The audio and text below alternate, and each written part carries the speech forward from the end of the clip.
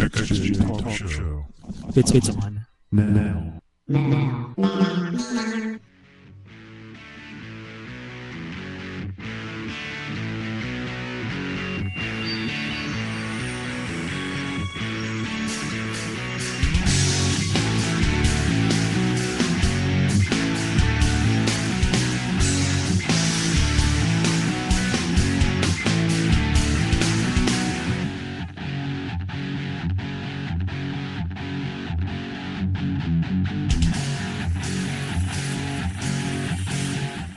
Well, good evening. It's Wednesday night, 8 p.m. Central Time, and that means it's time for another xjtalk.com show.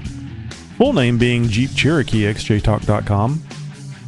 Kind of want to make it clear that we're here to talk about Jeep Cherokees. Just the Cherokee, better known as XJ. That's why the website name is XJ Talk, as we talk about them. Tonight we're going to be talking about a couple of, I think important things. Gas mileage on your XJ, and the overall poor design of the cooling system, which I believe is going to be a repeat a bit from a previous show. But summertime is upon us.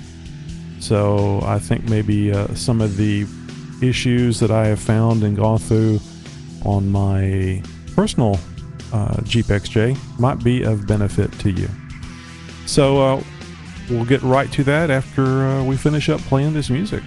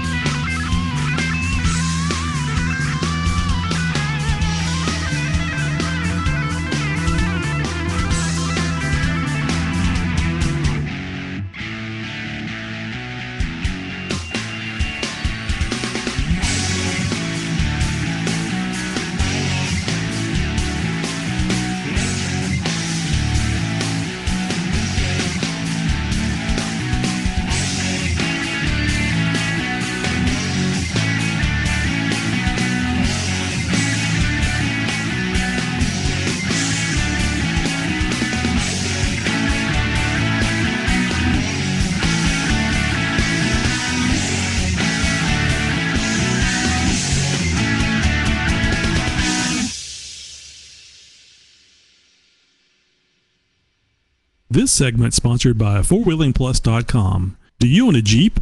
Do you need help getting it up? Check out fourwheelingplus.com for great deals on Jeep lift kits. That's the number 4, Wheeling Plus, PLUS.com. And I want to remind you guys that we love getting calls on our voicemail or our feedback line. So, give us a call, leave your comment, leave a message. We'll probably play it on the air. Here's that number. Do you have questions or comments that you would like played on the air? We've set up voicemail just for that purpose. All you have to do is call 530-675-4102. Just leave your name, your location, and your question or comment. Chances are good it'll get played on the air. That number again is 530-675-4102. We look forward to hearing from you today. Also, too, if you got something to talk about, it doesn't necessarily have to be about Jeeps.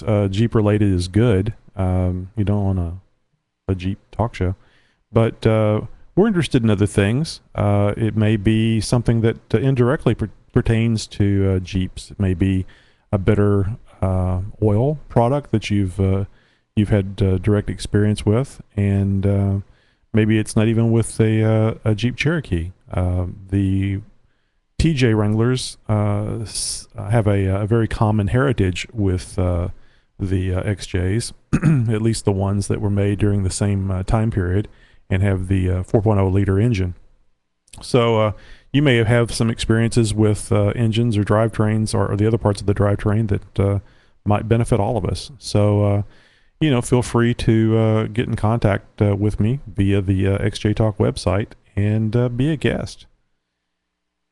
So, as I said in the opening, we're going to be talking about some of the issues that I've gone through with my my XJ, and maybe in the hopes of helping you out a bit. I have recently updated the amount of mile per gallon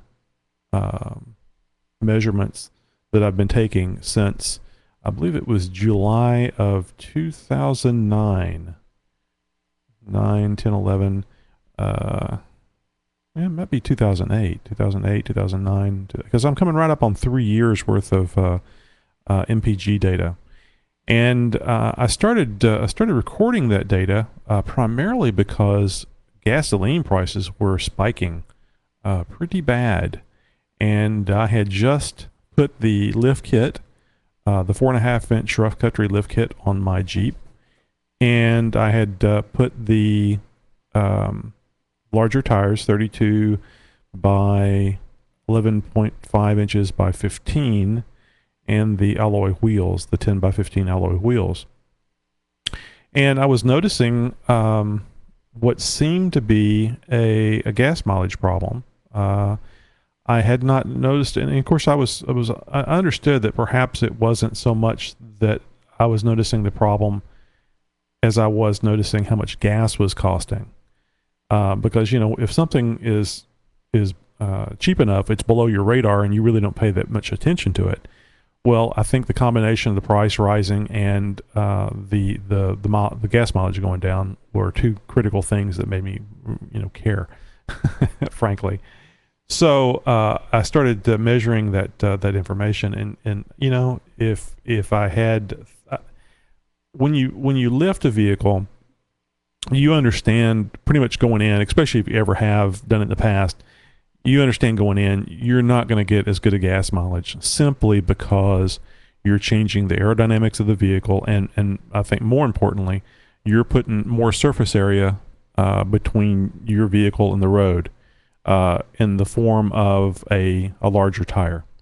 And let me just answer this question before it comes up. Yes, the speedometer was corrected.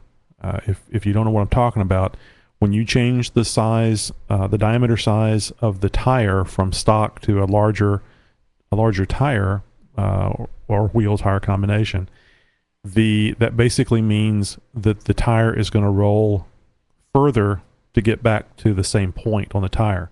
So your speedometer will show slower than what you're actually going.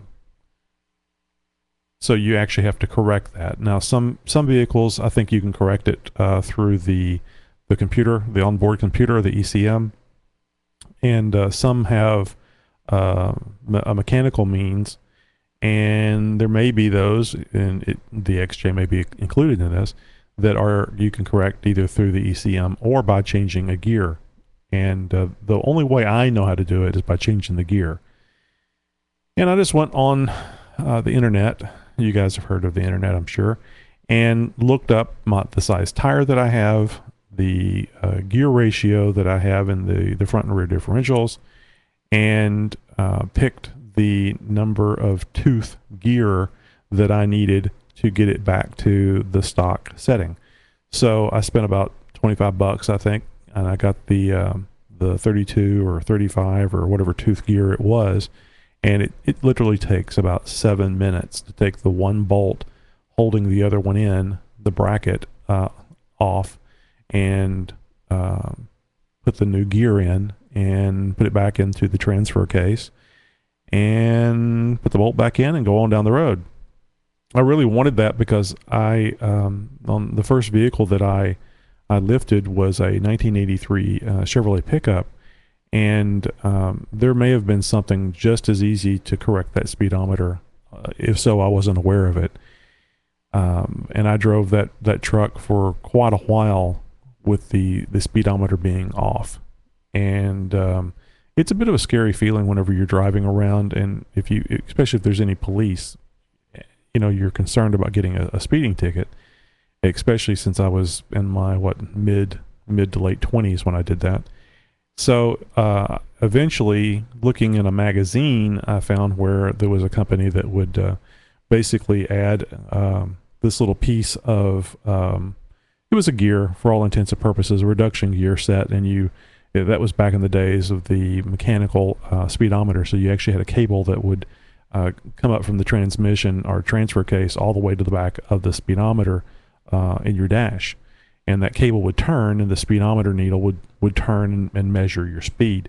So basically, I got this little reduction gear thing, or I would assume it was reduction. Maybe not. Maybe it was an increase. But it basically, through the use of a couple of gears, it corrected it. And you actually would have to go out and measure timed over a measure. Measure time over a fixed distance. And the further the distance, the further the measured distance, the more accurate it was. So anyway, it's a lot easier. It was a lot easier to do on the Jeep, and it's just a gear, and the gear is available on, many companies online carry those gears. And actually, I got mine from the dealership, local Jeep dealership, and it was about the same price online or just going down to the dealership. So I just did that. So anyway, I did correct the speedometer. So one of the things that I found out, I was on naxja.org website asking questions and trying to gather help from some of the members and visitors there. Tell them that hey, my gas mileage sucks, and they're basically saying welcome to the club. And I said, yeah, I understand. But there was interestingly, there was several other people, and of course it's the internet, nobody ever lies. But there was several other people that were saying that hey, I've got 32-inch tires, or I've got 33-inch tires, and blah blah blah, and this bumper and this spare tire, and et cetera, and I get 600 miles to the gallon. And there was enough of them that were saying, and of course I'm being facetious, they were seeing 16 to 18 miles per gallon with this heavy equipment added to their vehicles with speedometers corrected. So highway mileage, of course. And I thought to myself, well, the vehicle is supposed to be rated for 20 miles per gallon highway, and I think we all know that those estimates are never met.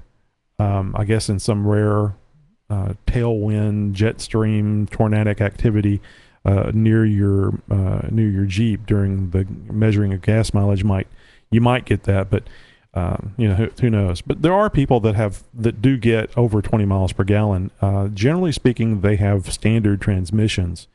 And of course, the nice thing about the standard transmission is you control how much RPM, how much power that you put to the transmission, and more importantly, I believe, how much slippage occurs, because there's a lot of slipping going on inside an automatic transmission, and I think they do that partially to make the ride easier, to make it feel smoother, because we all know that the Jeep Cherokees are luxury vehicles. But anyway, you do have more control over how much slippage goes on between the engine and getting the power to the rear wheels. So I started measuring the MPG for my Jeep, and I was getting around 10 miles to the gallon. And I thought that was really, really bad. There was a lot of different things thrown out there from NAXJ members about O2 sensors being bad. You need to change the differential gears because it's taking more power to get the Jeep going. What was another thing that I remember. And over those last 3 years, I've tried a number of things. I've replaced the fuel injectors from the stock one-hold injector to a Ford Mustang. I think it was a 2009 Ford Mustang injector with there was like 6 or 7 holes in that injector. So the idea they're giving you a better spray pattern to mix the air and the fuel, and if you get a better pattern, a more diffuse pattern, then you should get a better burn. And I thought, hey, maybe the injectors are giving me a problem. Anyway, I can get a little ahead of myself. The first thing that I tried were the O2 sensors. And I replaced the 2 O2 sensors with Bosch, I'm saying that correctly or not, Bosch O2 sensors, and they were about $70 a piece. On the 1998 Jeep Cherokee, like I have, it is there's only two O2 sensors. One is up close to the exhaust manifold, and one is further away, closer to the catalytic converter. And my understanding is that the one closest to the exhaust manifold is the one that is basically telling the computer or giving the computer the information it needs to adjust the air-fuel mixture. And of course, that's critically important not only in the running of your Jeep, but the efficiency of running of the Jeep, running of the engine. And then the downstream, the one closest to the exhaust sensor would be upstream. The one closer to the catalytic converter would be the downstream O2 sensor. And my understanding is that the downstream O2 sensor measures how well the mixture is being burned. Basically, I think how well the catalytic converter is taking care of it. I believe that's right. I believe that's on the back end of the catalytic converter. In other words, it's measuring the mixture after the catalytic converter has done its job, trying to scrub up the hydrocarbons out of there. At any rate, the front one I was more concerned with, and it made no difference. Nothing that I could tell, and I am able to tell. I have heard this before, and I've seen this directly. You have to collect a lot of data to be able to see what's going on for your miles per gallon, what your gas mileage is, because it can vary pretty widely over time. And I'm sorry, not over time, over a short period of time. And I cannot relate that in 3 years of data. I cannot relate that to the way I was driving. I don't know why. It goes, I've seen it as low as 11 and a half. I guess I've seen it down as close to 10, almost 11 miles per gallon. And I've seen it as high as, what was it? 13.6, 13.7 miles per gallon. And I mean, we're talking from week to week. And actually you get a nice sawtooth pattern on the graph. It goes up, it goes down, it goes up, it goes down. And you might get a period in there where 2 or 3 weeks will be fairly the same. Within a half, less than a mile per gallon. But it varies widely, and it's really strange. I don't understand that, especially after the ECM has learned your driving habits. The other thing I didn't understand very much was I can drive like the hypermilers drive, and of course I'm exaggerating. A hypermiler is basically like, they're usually people driving Hondas, and they plan their courses from wherever they're going, work, whatever, where they don't have to stop as much, where they don't have to go very fast, and they can accelerate gradually over a long distance. So they have to plan the most optimum route. They have to plan a route where they, at least here in Texas, don't get shot for driving so slow or accelerating so slow.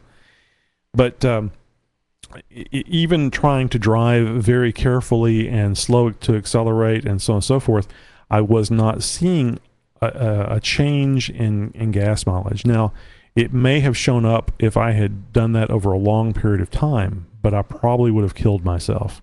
I probably would have just gone insane and killed myself trying to drive that carefully over a long period of time.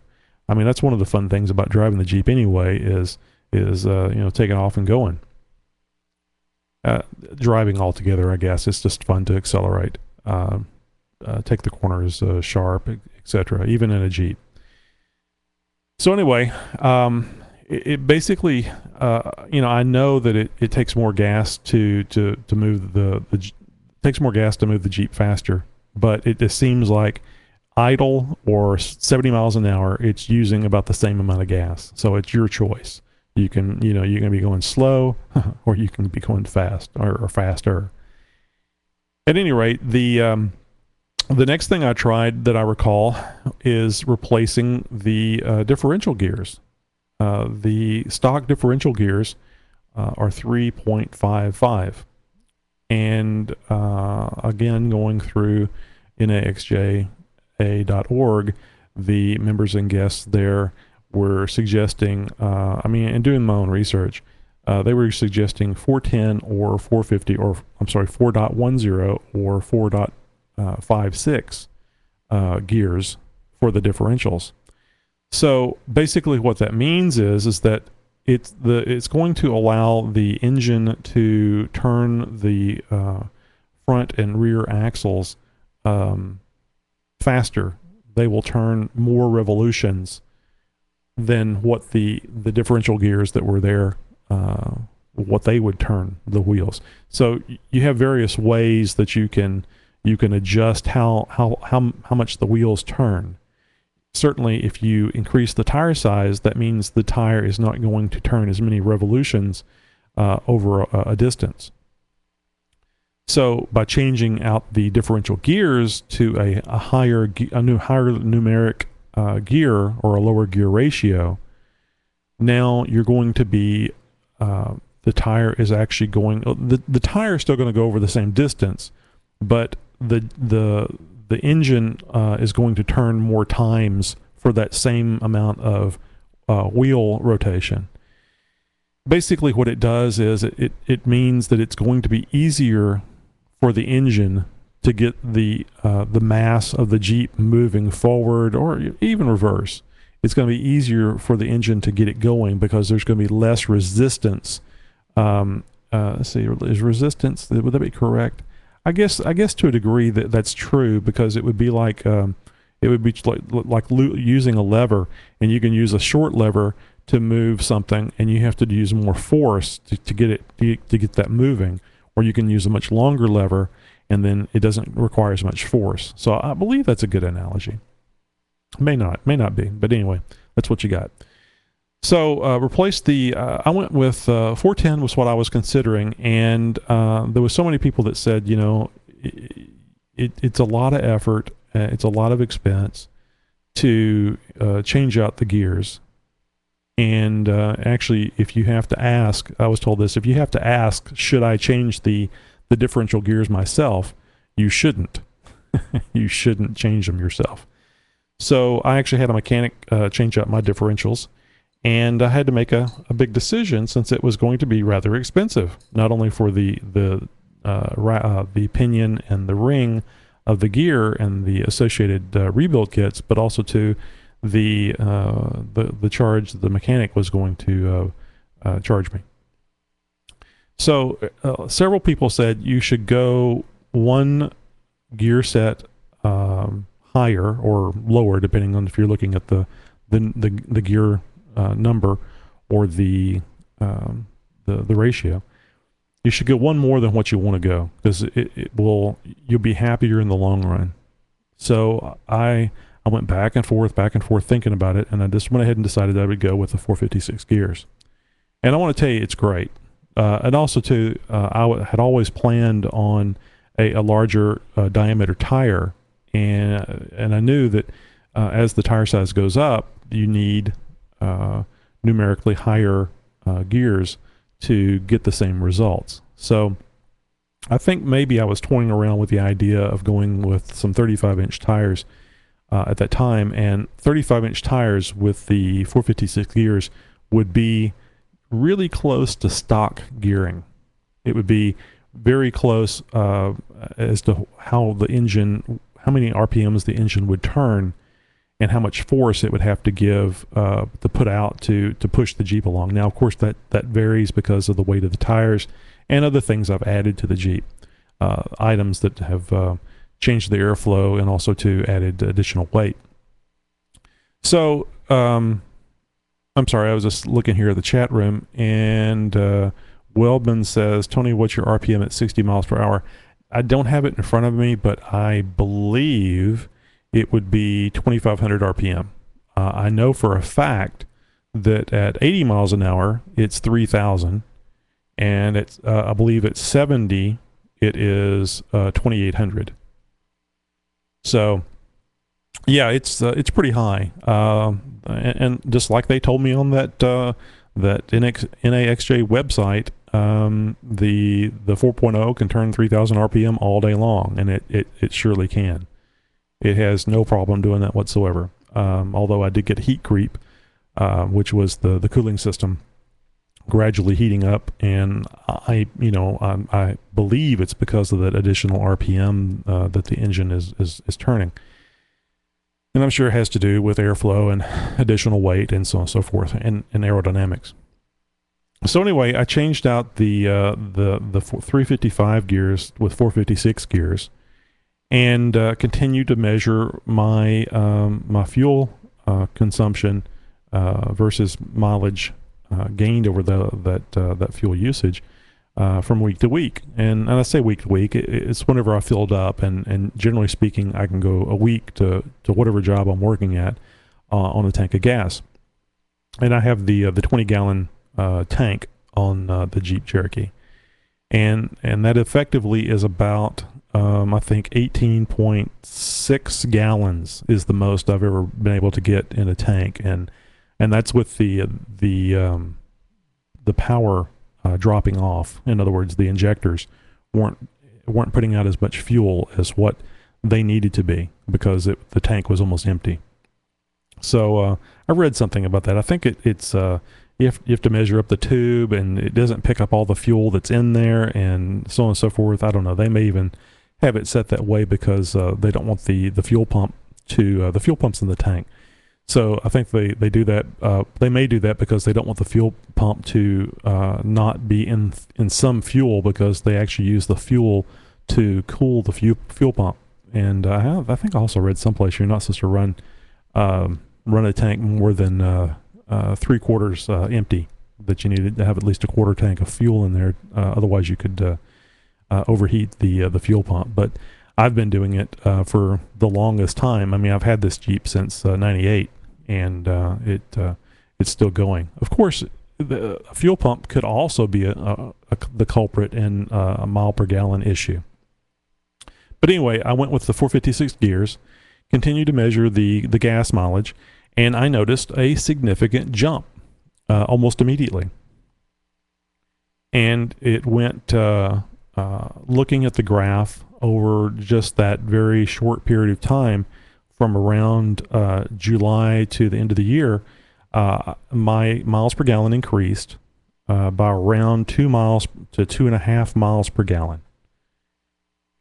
Now, that may not seem like that big a deal, but if you're getting around 10, and now you're getting up close to 13 miles per gallon, that makes you feel good that the $1,500 that you spent to have this done,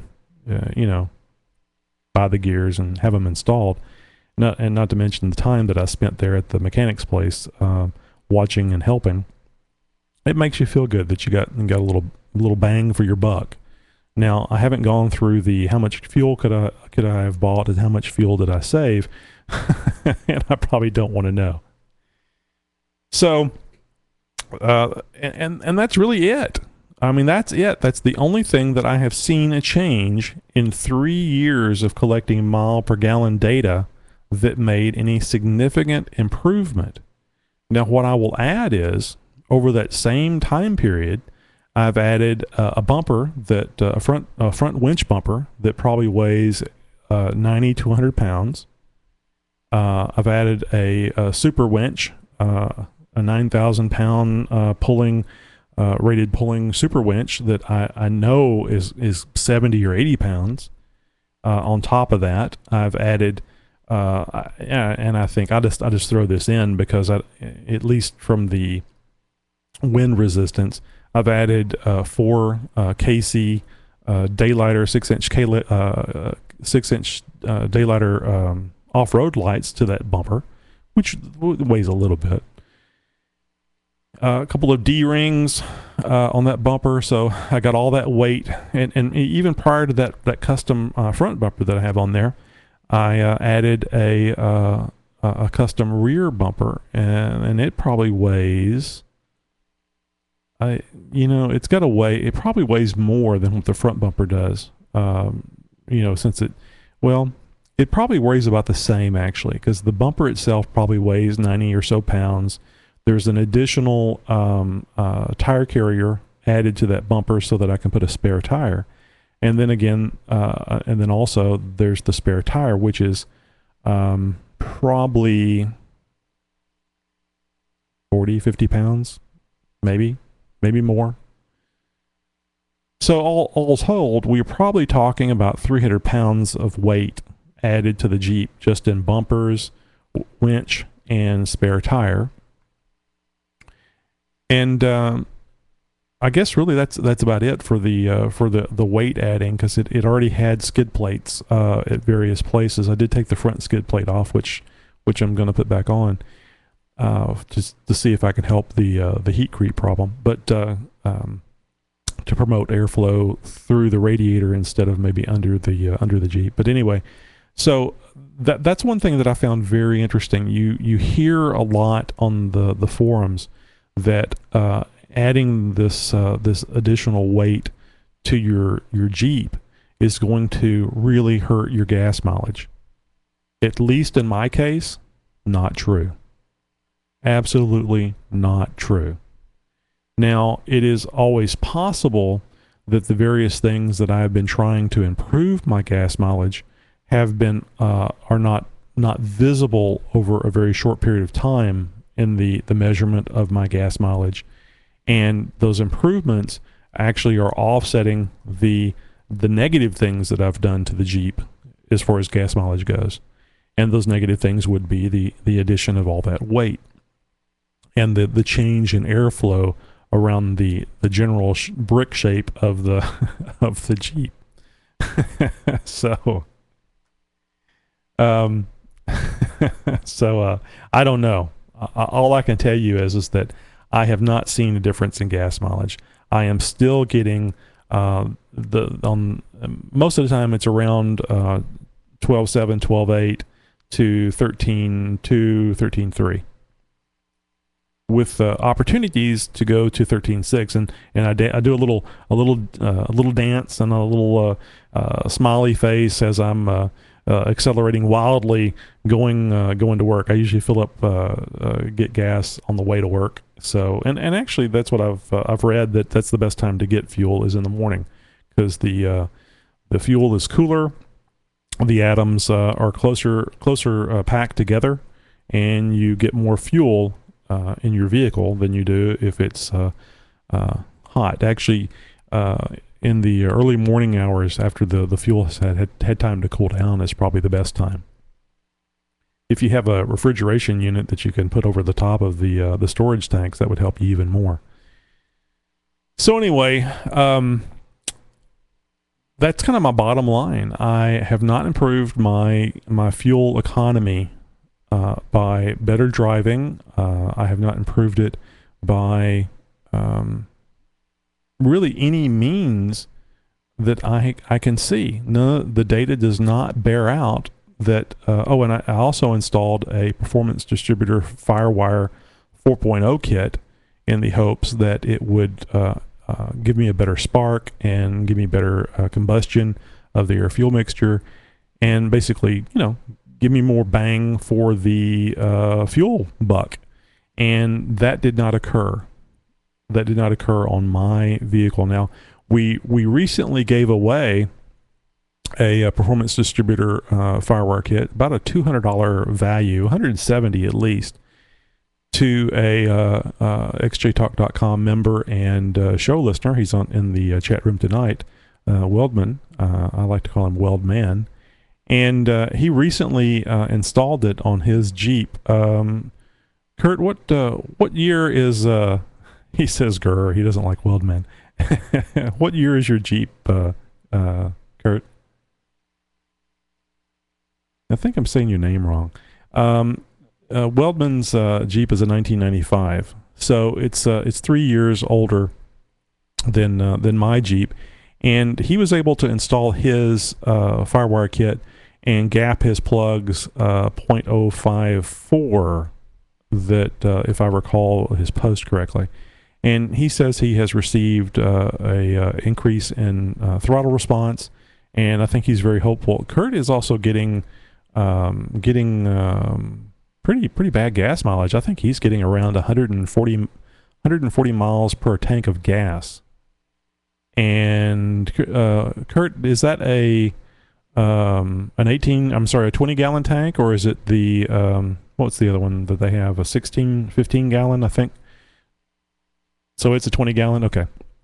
See, I'm getting around anywhere from 215 to 230 miles out of a tank of gas on my vehicle. So that's almost 100 miles to a tank more than what you're getting. Now, I've pretty much always been getting that, though, and that didn't change with the Firewire kit. Now, I didn't gap my spark plugs. I think, well, you read the article that I wrote up on that most recently, Kurt. I guess I had forgotten. I think that it is... Kurt says he's at 142 as of today. How much gas do you have left? I mean, what does it say on the fuel meter?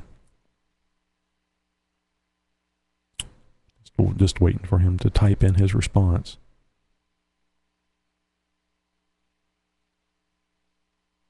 Oh, wow. Well, actually, Kurt Weldman responded with just over half a tank. So, did you fill up right after you put the Firewire kit on, or had you already used some gas?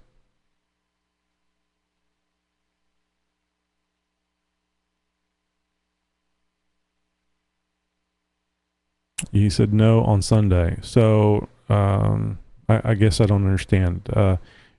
You filled up on Sunday, and then you installed the kit? Or you installed the kit and then filled up on Sunday? I can't remember. Did you put the kit in on Saturday? Oh, you installed it yesterday. Okay, so... and the other thing I had posted up, did you reset the ECM? Because, you need to reset your ECM so it can relearn everything. Yeah, because and I think that was a correct statement that I made in that post. I mean, you made a significant change to the ignition system. And those of you that aren't familiar, the Performance Distributor Kit is a higher voltage coil, and this isn't unusual. They've been doing stuff like this. People have been coming up with higher voltage coils and plug wires that are faster to move that energy from the coil to the plug, and hotter burning plugs, and et cetera, et cetera. That stuff's been going on for years. It's not some new pseudoscience thing. It does work. They use it in racing. So anyway, the Performance Distributor Kit basically is a higher voltage coil, some high temperature plug wires. The plug wires are really nice, and it allows you to run a greater spark and a bigger gap on your spark plug. And again, giving a larger spark to hopefully to ignite the air fuel mixture more completely, giving you more oomph for the buck. So Kurt has installed a kit on his Jeep, and I know he's hopeful, and I certainly am too, that he's going to see a mile per gallon in performance. He says he already feels a seat of the pants change, more power. Kurt, what you have the 355 gears? Kurt just says huge. It's a huge change. You have 355 gears in your axles, right? And what size tires?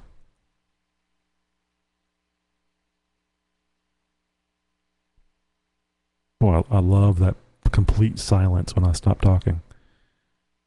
So he's got 30-inch tires. So he's on about, if I remember right, that's about 3 inches or 1.5 inches on either side of the tire, bigger than a stock tire, because I think the stock tires are 27-inch.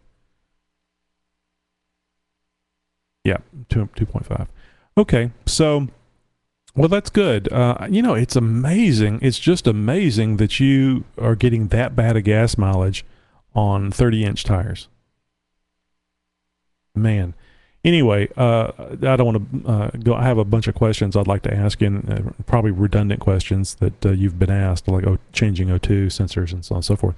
I mean, I firmly believe that a bad O2 sensor could give you bad gas mileage. I mean, if it's not giving the most accurate data to the ECM is not going to be able to determine what the proper air fuel mixture is going to be, and so on and so forth.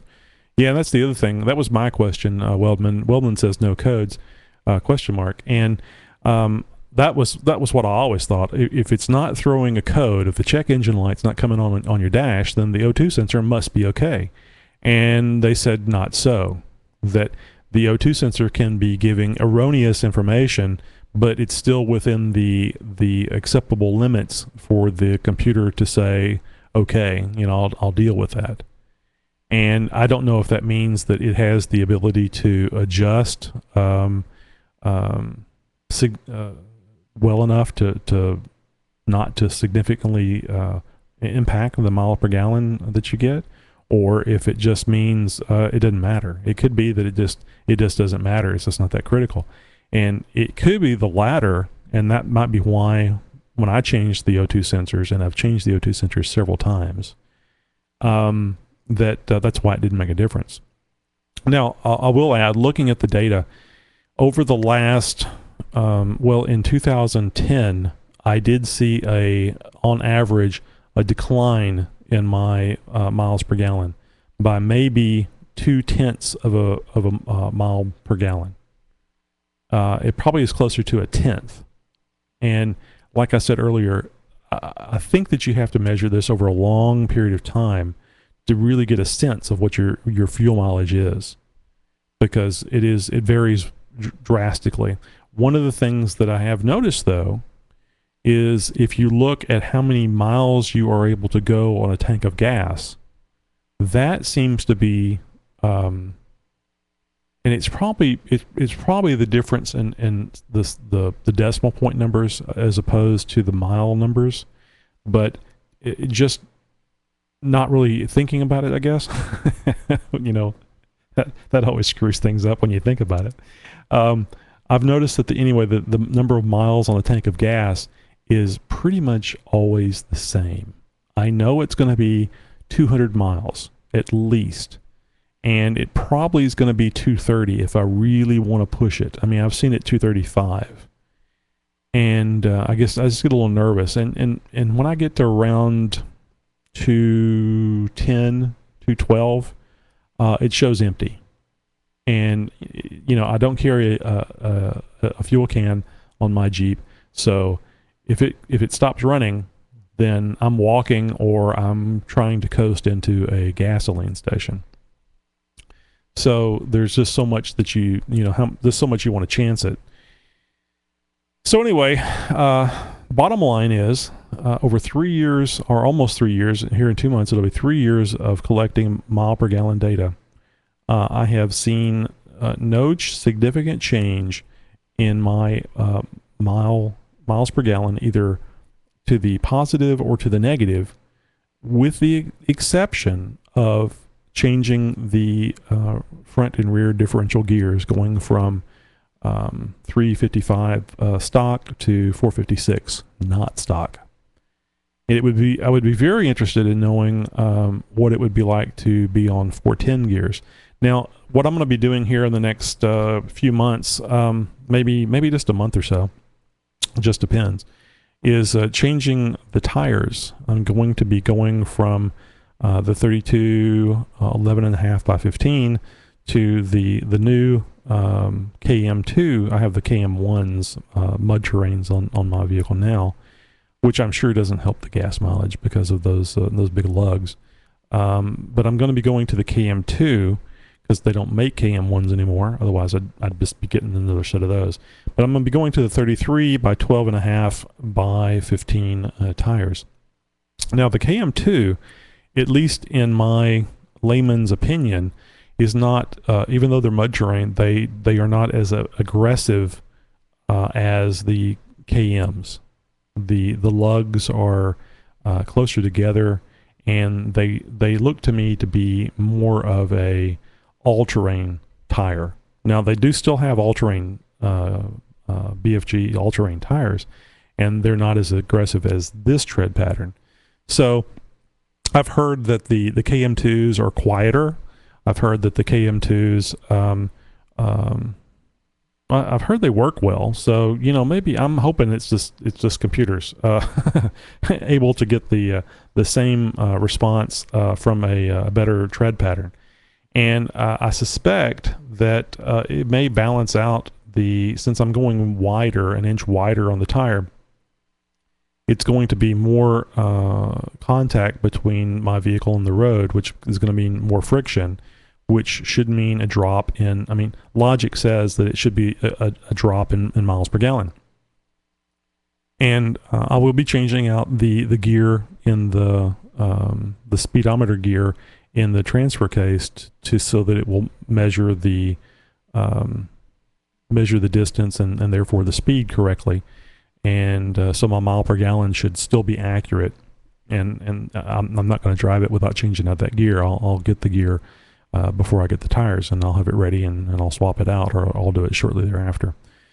So it would be a very small statistical bump on the mile per gallon radar, even if I changed it out a day or so later.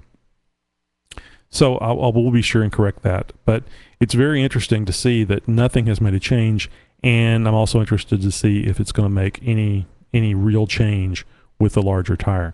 Now, I was thinking about going to a 35-inch tire, and for two reasons. I like to me, the bigger the tire, the better it looks. And also, too, with the 35-inch tire, I would be closer to the right ratio with the 456 gears. I'd be very, very close to stock gearing. In other words, I would be very close to the same gearing I was having with the stock tire and the 355 gears in the axles. The problem with putting the 35-inch tires on these axles, the Dana 30 up front and the Crosshair 8.25 in back, is it puts a lot of stress, a lot of torque on those axles and on all the parts. It also puts more stress on the steering box and even how it mounts to the unibody. So there's a lot of things that you really need to do to beef up your Jeep to run 35s or 36s or 37s or whatever. But people have found they can pretty well get away with running 33-inch tires morning, noon, and night, and the engineering of the Jeep Cherokee is sufficient enough to do that. Now, that's substantial. I mean, I think that's a good 4. What is that?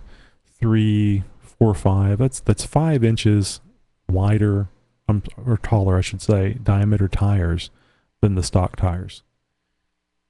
So, that's giving you another 2.5 inches of ground clearance, basically. So that's significant. It really is 33 inches really is a big tire, and I wouldn't think that just a half inch bigger on either side of the 32 that I have would make physically look like that big of a difference. But I went off road with a XJ Talk member and friend about a year or so ago, and he had just gotten a set of KM2 33-inch tires, and when I saw them, I thought they were 35s. They were just huge, and they just looked so much bigger than mine, and they were just an inch taller and an inch wider. So I would like to see what it would do, and who knows, I might be able to run across somebody on the site that has some 35-inch tires that I can just swap out and drive them for a week and see what it would be like from the standpoint of gas mileage and that heat creep problem that I was talking about. So I don't know. I've talked a lot about the mile per gallon, a lot more than what I thought I was going to. And actually, I thought we were going to have a short show today, but I guess I got on a rant. Let's see. Jump back over here to the chat room and catch up. So let's see. I think Weldman was asking me a question. Tony, do you have a 6-inch on that red thing? I would assume that you're referring to the lift. It's a 4.5-inch lift. So, yeah, 27-inch tire I think is the stock size.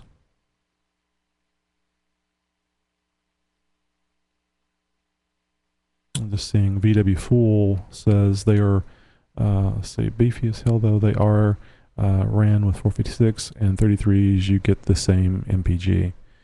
I'm trying to read here. VW, what do you mean? Same MPG as what? The 456s with the 33s, you get the same mile per gallon as running what?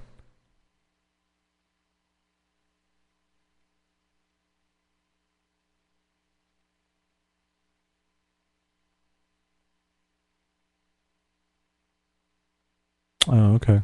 Well, that's interesting. He says versus 355 gears and 225, or sorry, 235. I think that's a metric measurement of the tire.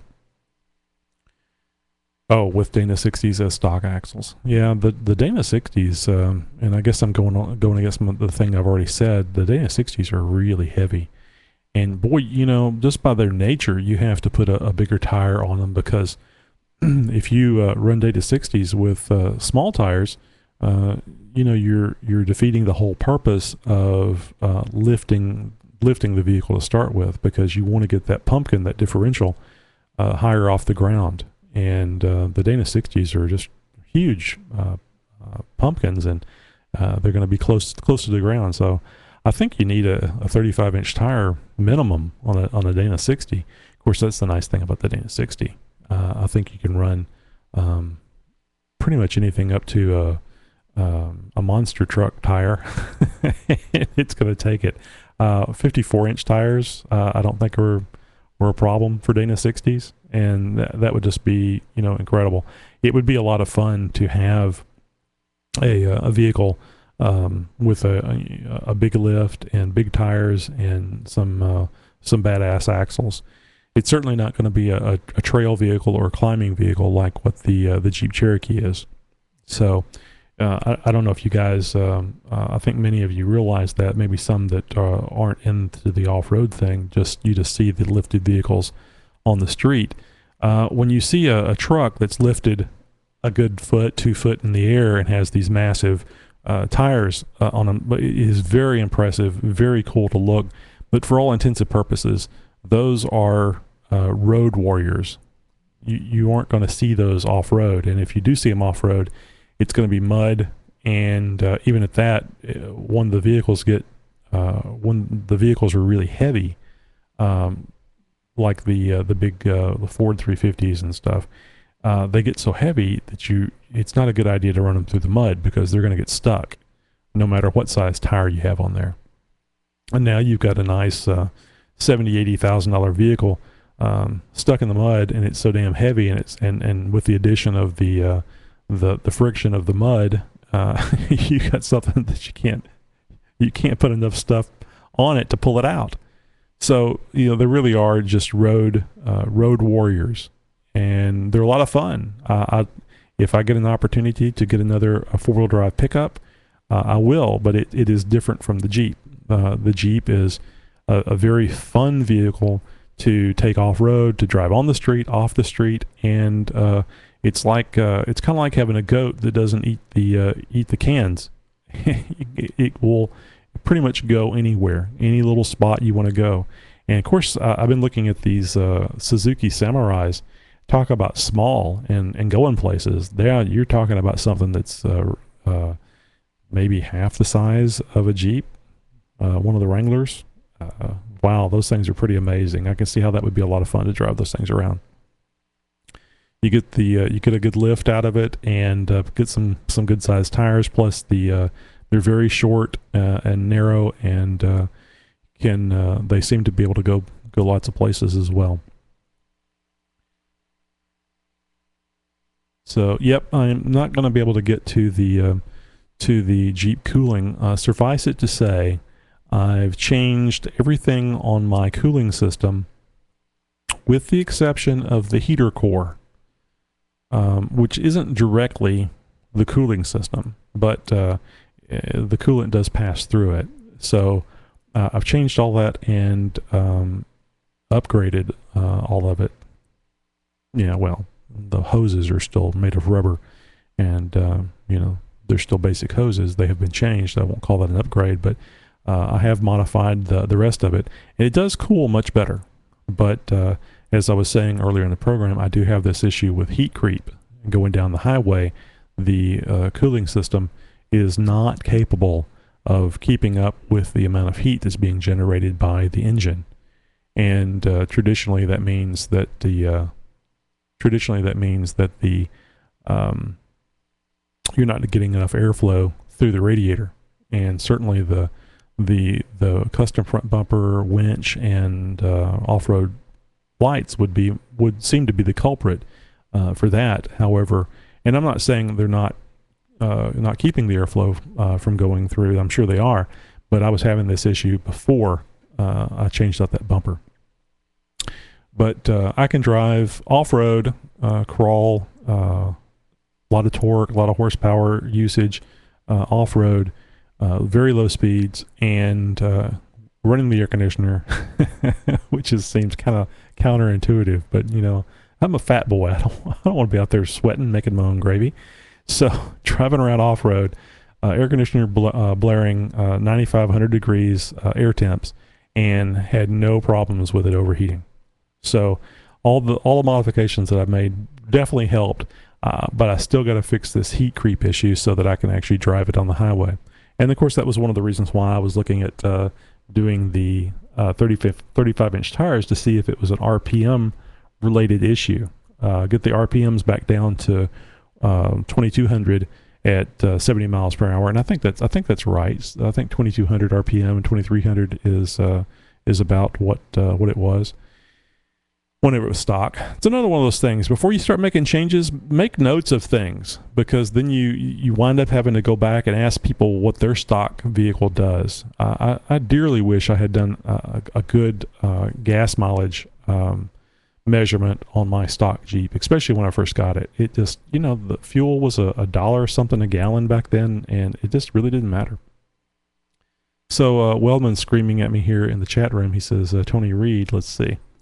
Weldman says that, I don't know how far back I'm supposed to go, Kurt, but Weldman says, Tony, my temps went down with the Firewire kit, and 37 exclamation marks after that. And yeah, I didn't see that. I didn't see that occur. Let's see. Always owned Ford trucks and Jeeps and VW water-cooled cars. Mustangs as well. Okay. VW Fool says, I can't get my temps over 160. Not that good. Need to change up my T-stat to a 180 or 190. Yeah, everything I've read as far as miles per gallon, you want to go with the 100. I think the 190 is the stock, at least on the 98s, the HO engines. The 190 degree thermostat is the stock, and you do want to. And I learned the hard way. A thermostat will not lower your temps. It'll just keep the coolant temperature cooler longer. Once the temperature rises, the thermostat's open and it doesn't matter.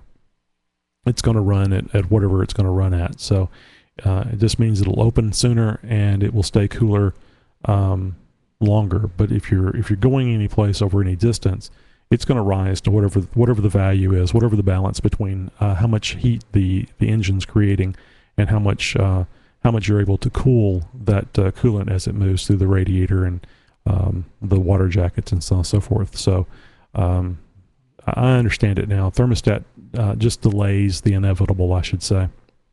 And I certainly saw that because I tried it. I put a 180 degree thermostat on mine, and it basically served to help me freeze my ass off during our winters. And remember, our winters aren't very, very bad here. I mean, we're talking about some 38 degree days, 40 degree days. And man, it was cold in the Jeep. It was really cold in the Jeep. I know, I'm a big baby. I don't know what cold is. But I do like the cold. It's very pleasurable not breaking a sweat getting out of the Jeep and walking into the house. but it gets a little tiresome whenever you're driving an hour to or from work to not have the heat in the Jeep. I kind of learned that 190, I keep wanting to say 195, but I believe it's 190 degree thermostat. That one made a big difference as far as keeping the Jeep nice and warm. And even at that, with all the modifications I made to the cooling system, it takes a little while longer to heat up and get some nice temps out of the heater. So guys, I did a whole hour tonight. I was thinking I would be doing this for about 30 minutes, but I appreciate the people that showed up in the chat room and the interaction. It's always fun. I enjoy the show personally a lot more whenever we have some folks in the chat room. So thank you very much. And Kurt, my apologies for not getting that FireWire kit to you sooner, but you got it, and you are having fun with it. And all it cost you was a little time to record some promos and a little bit of bitching and complaining about where the hell is it. So, and that reminds me, if you would like to call in and leave a promo for the show, hell, that'd be great. In fact, I'll play one here at the end of the music, and you can kind of see what I'm talking about. But just call our feedback line and throw in a question. Maybe you've got something that you'd like to add to the mile per gallon thing that I talked about tonight. Maybe you've seen something different than me. Call in, let me know. Well, I'll share it with the audience. I'll share it with myself. I'd like to know.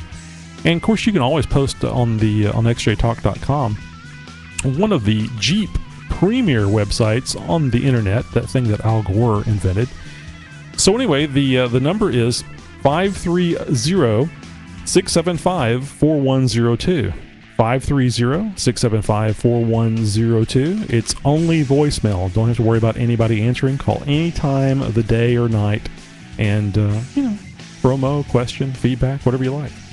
So until next week, this is Tony, Motoroy on xjtalk.com, wishing you very happy Jeep days.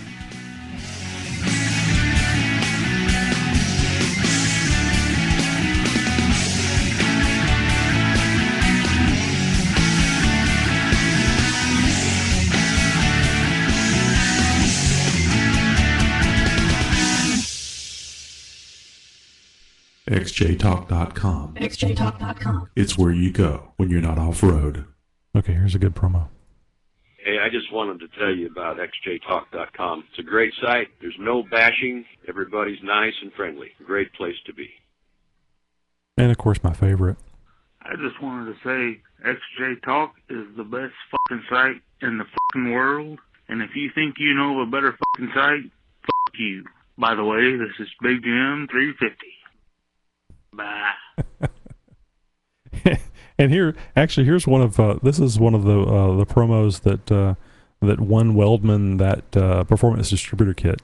Hello, this is Kurt, aka Weldman from Wisconsin. If you're looking to get some great information or share what you know about your XJ, and you need to see some pictures of other XJs to get some great ideas or how-tos, this is the place. We come from all over the world, so you might even make a few great friends. You won't find a better group of people to chat with, and best of all, we don't judge you for your ride, so stock or super modified, you are always welcome here. So look no further, xjtalk.com, the place you need to be. So sign up, sign in, and have some fun.